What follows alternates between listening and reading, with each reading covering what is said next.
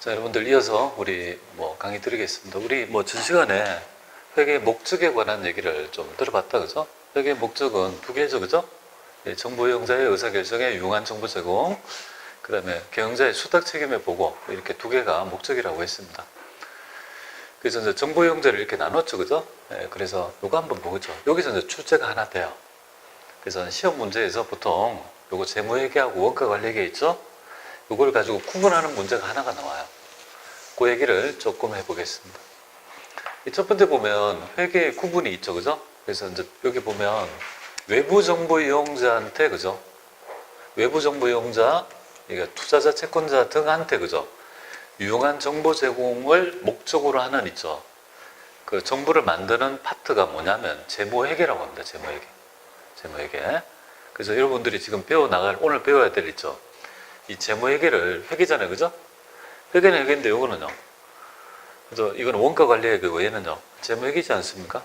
그래서 얘는 누구를 위한 거냐면 외부 정보자를 위한 있죠. 그런 정보. 근데 얘들의 있죠. 동상이몽이잖아요. 그래서 같은 정보를 보지만 다른 측면을 보는 거잖아요. 그렇기 때문에 이런 자들이 누구나가 뭡니까? 다 알아보일 수 있도록, 그죠? 어떤 일정한 폼이 필요했던 거예요. 누구나가 다 뭡니까? 알 수 있도록 기성복이라고 보면 돼요. 우리 기성복은 가보면 어때요? 자기 몸에 꼭 맞지는 않지만 누구나가 어느 정도 입으면 다 맞는 거지 않습니까? 이런 것들 만드는 거예요. 그게 바로 보고서류가 뭘까요? 바로 지금 얘기 하나 있죠. 재무제표라는 개념이에요. 재무제표가 뭔지는 모르지만 재무제표래요.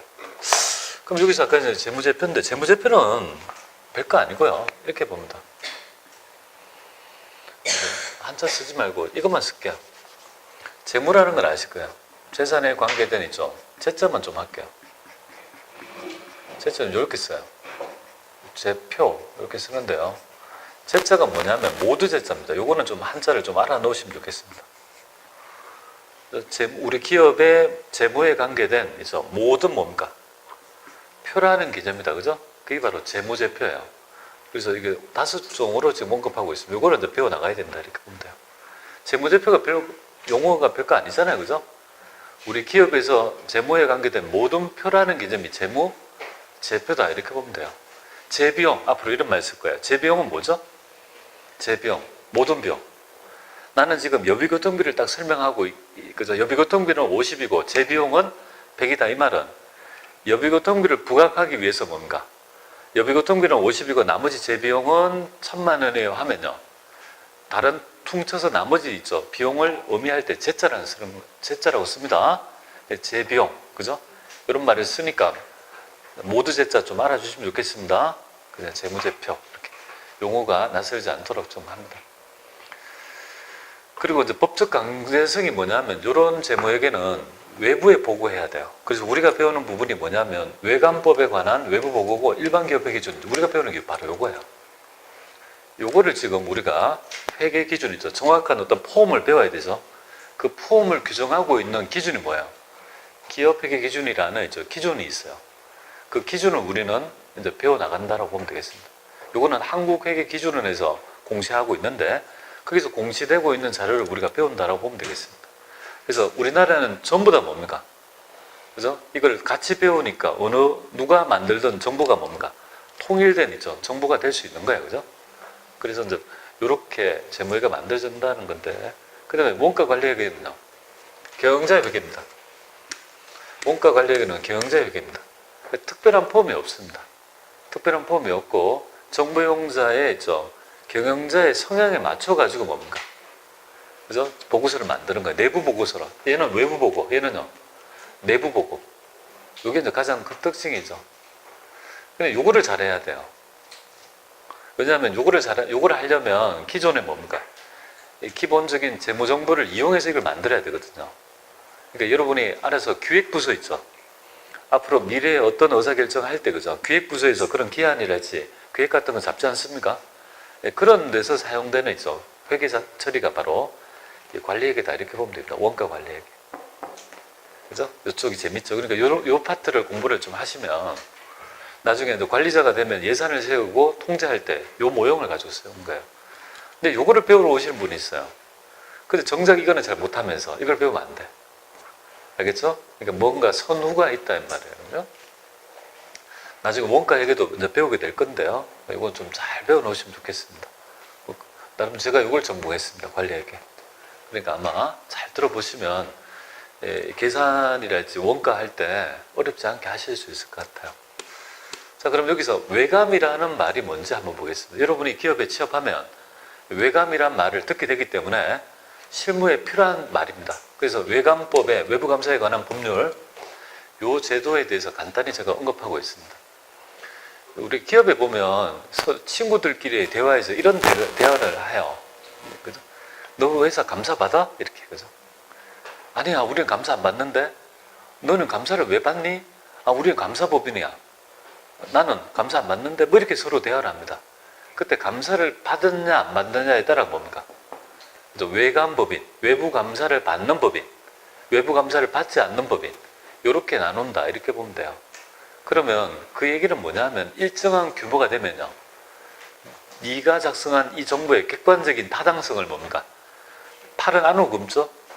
내가 내 스스로 회계 정보를 기업 내부에서 하면 얘를 정확하게 했는지를 알 수 있습니까?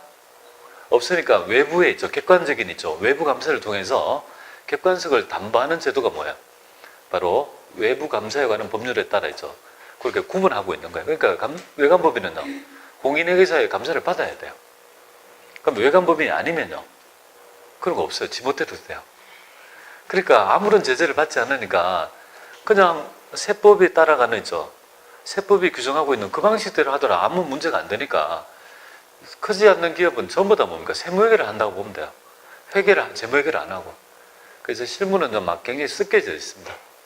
그래서 우리 학습을 할 때는요, 구획을 할 수 있어야 돼요. 여기 재무회계고, 여기 세무회계인데, 그죠? 여러분들 실무자들을 보면 온탕도 아니고 냉탕도 아니에요. 열탕도 아니고 냉탕도 아니에요. 온탕 정도 섞었어요. 그러니까 내가 이제 배울 때 온탕에 가서 있으니까 내가 어디가 열탕이고 뜨거운 물이고 어디가 찬물인지 잘 몰라요. 그래서 실무자들 보면 굉장히 몸이 헷갈려요.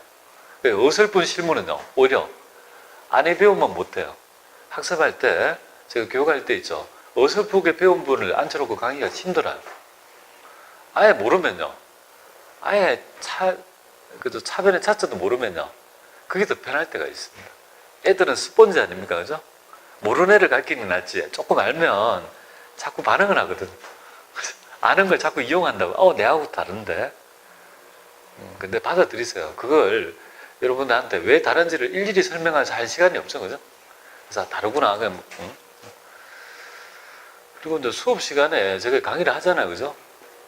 좀 활발한, 그게 되려면 여러분들이 좀 질문을 해야 돼요. 수업 시간에 질문해도 돼요. 모르겠어요. 이거 선생님, 회사에서 이랬는데 이건 어떻게 됩니까? 그런 거 있죠. 그러니까 질문하셔도 괜찮아요. 이런 분 있잖아요. 수업 중간에 질문을 받지 않는다. 그런 거 어디 있어요? 모르면 물어봐야 되지. 그런데 수업에 관계된 걸 좀 물어주세요. 가끔 그렇게 하니까 선생님, 첫사랑이 누구세요? 이렇게 물어보면 그거는 질문 안 받고요. 수업에 관계된 거 아시겠죠? 관계된 것만 조금 이렇게 해주시면, 여러분이 모른다면 다른 분도 뭡니까? 본인도 모른다면 다른 분도 모를 확률이 높잖아요. 그죠? 그러면서 한번 쉬어갈 수 있다. 그죠? 그러면 여기 보세요. 그러면 그 기준이 뭐냐면요, 자산 총액이 뭡니까? 120억 원 이상이거나 기업의 자산 총액이, 여기는 안 적었는데 부채로만 봤을 때 부채만 70억 원 이상이 되면요, 그렇게 해서 신고하면 건강원에서 뭔가 종이 날라와요. 귀하는 드디어 뭡니까? 외부감사에 관한 법률에 따라 외감법인으로 선정되어 가지고 공인회사에 선임을 해서 알려달라고 쪽지가 와요. 공문이. 그때부터 피곤함이 밀려옵니다. 그러니까 외감이 될지 말지, 그죠? 그 기준 금액이니까 우리 회사가 외감이 될 것 같으면 아예 뭡니까? 알고 외감이 돼야 되지. 못 모르고 외감이 되면 안 돼요. 이거 흔히들 하는 있죠. 실수입니다. 그래서 여러분이 딱 갔는데 외감법인이면요, 그 감사를 받는다. 그죠? 외부 공인회계사의 감사를 받는다. 그렇게 보시면 좋겠습니다. 외감법인에 들어가시면 좋을 것 같은데. 그죠? 외감법인에 들어가세요. 네, 그래요. 아니면 외감법인이 아니면 내가 외감법인을 키울 수 있는 회사를 들어가든지, 그 둘 중에 하나를 들어가시면 되겠습니다. 그래서 가끔 이런 얘기 하니까 외감법인, 그죠? 보겠습니다. 자, 그 다음에 두 번째가 있죠. 약간 재미없는 얘기인데, 요 얘기를 좀 하려고 해요. 여기서 유용한 정보잖아요. 그죠? 밋밋한 정보가 아니고 유용하다고 했는데, 그럼 이 유용하다는 게 도대체 뭐냐 이거잖아요. 그죠? 유용하다는 이 개념 있죠. 이 개념이 뭐냐 이거죠. 이 개념이 뭐냐. 그 개념을, 그죠? 우리 회계기준에서 설명하고 있습니다. 근데 여러분들은요, 그냥 간단하게, 아시겠죠? 지금 제가 하고 있는 거는 시험할 때 필요는 해요. 하지만 너무 뭡니까? 좀 재미없는 파트니까 재밌는 게 별로 아니죠. 그렇구나 라고 하고 시험 문제를 통해서 뭡니까? 몇 개만 익히면 돼요. 네, 그 정도만 볼륨을 보면 되겠습니다. 그래서 이 개념 체계가 뭔지 알겠죠? 그죠? 그래서 우리가 재무회계를, 그죠? 정보를 만드는 기초적 개념을 여기서 제시하고 있어요. 개념이 뭔지. 자, 이거 한번 보겠습니다. 요것만 한번 보세요. 유용하기 위한 조건이 이렇게 있죠. 요 표를 가지고 간단하게만 좀 익힙니다. 전산세무 2급에서는 조금 더 깊이 들어가야 되고요.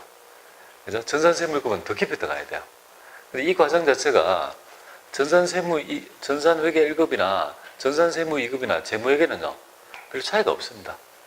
그렇기 때문에 난이도가 좀 낮고 높든지 범위는 유사하니까 다 커버할 수 있습니다. 이거 한번 보죠. 자, 그죠? 이게 뭔 말이냐면, 말 그대로 회계 정보가 유용해야 되잖아요. 그죠? 회계 정보가 유용한 정보가 돼야 되죠. 유용하기 위해서는 어떤 특성이 있어야 되냐, 이거죠. 그래서 이 두 가지 요건을 유용한 정보가 되기 위한 있죠. 되기 위한 요건이라고 보시면 됩니다. 요건. 유용한 정보가 되려면 최소한 목적적 합하든지 신뢰성이 둘 중에 하나의 있죠. 특성은 있어야 된다는 거예요. 자, 첫 번째 기본 전제는요. 우리 기준서에서는요. 개념책에서 이렇게 설명합니다. 이해 가능성을 기본 전제로 합니다. 이 해당 정보가 목적적 유용하려면 일단 알아먹어야 된다. 그죠? 그래서 이해 가능성을 기본 전제로 하고 두 가지 특성이 있어야 된다고 규정합니다. 두 가지. 그래서 첫 번째는 목적적 합하든지 목적적 합하든지 오화예요. 신뢰성이 있든지 둘 중에 하나는 있어야지 뭡니까? 유용한 정보라고 본다. 이렇게 보면 돼요. 근데 여기서 이렇게 좀 적어 놓으세요. 이 두 개는요, 상충이라고 하면 됩니다. 상충. 상충 관계. 그러니까 상충이란 말은 서로 뭡니까? 양립이 안 된다. 이렇게 보면. 그러니까 서로 윈윈이 됩니까? 윈윈이 불가능하다. 이렇게 보면 돼요. 두 개를 다 있죠. 두 개를 다 증가시킬 수 있는 방법은 없어요. 하나를 중시하면 하나는 다 반드시 뭡니까? 제로섬처럼 반드시 떨어지는 특성이 있다. 라고 보시면 됩니다. 그런 거잖아요. 내가 지금 그저 리포트를 막 하고 일을 해야 돼요. 리포트를 막 하고 싶은데 옆에 여자친구랑 남자친구가 있다고, 남친이 있다고 가정할게요. 그럼 나는 지금 리포트를 하면 남친은 소홀해 줄 수밖에 없는 거 아니에요, 지금. 맞잖아요? 두 개를 남친도 잘하면서 리포트를 할 수 있습니까? 양립할 수 없는 개념이라고 보면 돼요. 한쪽을 올리면요. 반드시 하나는요. 떨어지는 특성이 있다는 걸 이해를 하시면 좋겠습니다. 자, 그걸 이해하고요. 이거는 뭐냐면 우리 회계기준은요. 선택의 과정이라고 보면 됩니다. 어떤 시대에 있죠. 회계 정보를 만들 때 이 두 가지 특징 중에서 그러니까 둘 중에서 중시되는 개념을 선택하는 과정이라고 보면 돼요. 옛날에는요. 70년대나 이런 데는요. 굉장히 신뢰성을 강조하는 회계 처리 방법이 주류였다면 지금은요. 이쪽을 굉장히 중시하는 회계적 트렌드다. 이렇게 보면 돼요. 시대에 따라 달라요. 시대가 어떤 시대는 얘를 충실히 하는 회계 처리를 만들었다면 기준이 변경된다면 이쪽으로 옮아가는 거예요. 트렌드 자체가. 그래서 회계 기준이 바뀐다 해서 대단하게 어려운 게 바뀌는 게 아니라 이 큰 개념이 다른 개념으로 좀 옮아간다라고 보시면 됩니다. 자, 시험에서는요, 일단 두 가지를 알아야 돼요. 가장 중요한 질적 특성이 뭡니까? 정부가 유용하기 위해서는요, 있어야 될 요건이 뭐예요? 목적적 합하든지 신뢰성이 있어야 된다. 이 두 가지 기본적인 거 아셔야 되겠고요. 그 다음에 조금 더 나가면 요거를 설명하고 있는 하부 원칙 있죠? 요 세 개를 조금 알아야 될 것 같아요. 그래서 그 정도까지가 여러분의 시험 범위다. 라고 보면 좋겠습니다. 그래서 제가 여기에서 그걸 해드릴게요. 키워드를 좀 뽑아드릴게요. 키워드. 여기서 요거 키워드를 좀 말씀드릴게요. 자, 목적 적합하기 위해서는 세 가지 특성이 있어야 된대요. 목적 적합하다는 말은 첫 번째가 예측 가치가 있어야 된다고요. 과거의 정보가 있겠죠, 그죠? 과거의 정보를 통해서 미래를 예측할 수 있는 가치가 있어야 돼요. 예측이란 말의 키워드는요, 미래가 되겠습니다. 미래. 그죠? 미래란 말이 나타나면요, 예측 가치가 있다는 말로 이해하면 되겠습니다. 어떤 거를 할 수 있냐면 이런 거죠. 우리 작년에 뭡니까? 그죠? 100억을 했다. 올해도 뭡니까? 120을 했다면, 작년에 100억 했고 올해 120억 원의 매출을 일으켰다면 과거의 정보를 가지고 미래를 예측할 수 있는 거 아니에요? 그럼 추이를 봐서 뭡니까? 별다른 문제가 없다라면요, 한 130원 될 거다. 예측할 수 있죠. 그런 예측 가치가 있다라면요, 목적 적합하다고 본다 이거죠. 이 개념 여러분들은 이 목적 적합 속에 세 개가 있다는 정도만 알면 돼요. 그죠? 나중에 시험 문제. 아니면 말 못하면 문제 나왔을 때 여기 요거구나 라고 있죠. 네, 캐치하면 돼요. 그것도 안 되면요, 시험 일주일 전에 내일 치면요, 예피적이라고 외우세요. 아니, 그렇게 외우시더라고요. 이것도 못 외우면요, 그날 가서 뭡니까? 써놔요, 이렇게. 거기 책상 위에 써놓으라고요. 안 놓으면 말고. 아니, 그렇게라도 알고 들어가라, 이 말이에요. 그러니까 이거를, 저도 대학교 4학년 때 회계 이론밭에서 배우는 건데요. 얘는 뭐예요? 심화해서 여러분들이 알 필요가 없어요. 뭘, 실무자들인데 이 개념이 그죠? 너무 어렵잖아요. 그죠? 그러니까 제가 강의를 하니까 이 개념을 말씀을 드리는 거고, 여러분들은요, 간단하게 그죠? 예측같이 하고, 아니, 회계 정보가 유용하다면 목적 적합성과 실효성이 있어야 되는데, 목적 적합한 거는 예피적이래. 예측 가치가 있고 뭔가. 피드백이 뭐죠? 피드백이라는 말은요, 확인이란 말입니다. 확인. 피드백이란 말은 확인해요. 그러니까 확인이 바로 뭔가 키워드가 됩니다. 그래서 기존에 뭡니까? 기업 실제의 재무 상태를 당초에 뭡니까? 기대치를 확인하거나 약간의 수정을 통해서 뭡니까? 의사결정에 미치는 영향이 있어야 된다 이 말. 그런 속성이 있다라면 피드백 가치가 있다 이 말. 이거 굉장히 중요하죠. 그래서 정보를 그죠? 만들었던 정보를 해보고 이게 안 맞는 거예요. 그럼 그걸 어떻게 합니까? 확인을 통해서 수정해서 뭔가 새로운 예측치를 가지고 뭔가 평가를 한다든지 그럴 때 사용하는 겁니다. 피드백은요, 확인이란 말이 나오면요, 피드백이라 이렇게 봅니다. 확인이 피드백이니까, 그죠? 그 다음에 이제 적시성입니다. 적시성은 알 거야, 그죠? 해당 정보가 적시에, 그죠? 그러니까 아기가 배고플 때 뭡니까? 분유를 줄 수 있는 그런 속성이죠, 그죠? 정보를 원할 때 줄 수 있는 그 속성, 이게 바로 적시성이라는 개념입니다. 그래서 머릿속에 세 가지 있잖아요, 그죠? 예측 가치, 피드백 가치, 그죠? 우리가 적시성이라는 말을 알면 될 것 같습니다. 자, 그 다음에 신뢰성이 있대요. 이야, 이 사람은 신뢰할 만하대요. 그래서 정부가 신뢰하려면 세 가지 속성이 있어야 된다고요. 첫 번째, 어리버리하게 표현하면 안 된다. 정보를 신뢰할 수 있다는 말은 완벽한 뭡니까? 정보를 완전한 서술을 해야 된다. 그죠? 그래서 첫 번째가 뭡니까? 표현의 충실성이라는 개념을 설명합니다. 표현을 충분하게 해줘야 된다. 그죠? 그래서 이 얘기가 있고요. 충분한 표현의 충실성. 검증 가능성. 야, 저 사람은 검증되었어? 예를 들어보겠습니다. 여기서 키워드가 독립된 다수의 측정자란 말이 그죠? 키워드가 되는데, 썸을 타다가 둘이 사귀게 됐습니다. 오늘 하루입니다. 그죠? 사귄 지 하루입니다. 남친을 보고 있으니까 너무 이뻐 보입니다. 그죠? 그래서 10번을 되뇌입니다. 남친이 이뻐하니까, 미남이하니까, 그죠? 사귀었던 여자는요, 다 미남이다. 10번을 다 대답합니다. 근데 다른 사람이 보면요, 그게 과연 객관적이 있냐, 이거죠? 네가 10번을 봐서 미남이라고 보면 안 되고 뭐예요? 10명의 다수의, 그죠? 독립된 측정자가 봤을 때 저 사람이 미남이라면요, 검증할 수 있다. 이렇게 보면 돼요. 알겠죠? 혼자 주사위를 10번 던져가지고 유사한 결론에 이르게 될 확률을 얘기하는 게 아니라 10명의 독립된 측정자가 주사위를 던졌는데 그 결론에 유사하게 도달할 그죠? 확률. 그걸 바로 검증 가능성이랍니다. 검증되었다. 그죠? 세무 2급은 어떻게 나오는 줄 아세요? 이렇게 나오는 거야. 우리가 다수의 독립된 측정자가 유사한 결론에 이르게 될 확률을, 이렇게 도달할 수 있어야 될 속성을 예측가치를 한다. 맞습니까? 아니잖아요. 그죠? 그러니까 검증 가능성을 이쪽에 들이대고 있죠. 그죠? 잘못 표현하는 것, 이런 것들이 많이 나와요. 그게 바로 있죠. 세무 2급의 패턴 정도입니다. 회계 1급은요, 그냥 두 개지. 하고 요거 요 정도. 다음 중 있죠. 성격이 다른가. 하나, 둘, 셋, 넷. 이런 식으로. 하나, 둘, 셋, 넷. 이런 식으로. 아니면 하나, 둘, 셋. 이렇게 내면. 성격이 다른 거. 이렇게 있죠. 체크하는 문제가 일반적입니다. 그래서 여러분들이 이건 지금 오늘 듣지만 나중에 까먹을 거예요.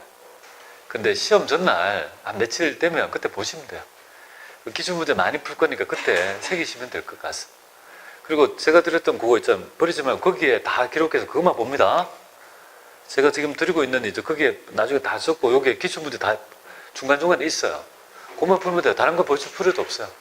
그걸로 충분하니까요. 자, 근데 중립적이라는 말이 뭘까요? 중립성이 있다. 중립적이어야지 신뢰성이 있다는 거 아니에요. 그죠? 여기에는 편의가 없어야 돼요. 편의를 제공하면 안 되고 의도가 없어야 돼요. 의도가 없어야 돼요. 이런 게 없어야 돼요. 자, 예를 들어 봅니다. 우리 판문점을 누가 지킵니까? 중립국에서 지키잖아요. 스위스인가? 중립국에서 왜 지키겠습니까? 우리나라하고 북한하고 한쪽에 치우침이 없이 경계를 잘 쓸 거라는 믿음이 있으니까 거기 맡기는 거 아니겠습니까? 중립적이란 말은 그 자를 신뢰할 수 있다는 말이에요. 중립성은요, 신뢰성의 하부 원칙이 됩니다. 알겠죠? 자, 그 다음에 또, 우리가 농구 경기를 할 때 심판을 두죠. 심판을 왜 두겠습니까?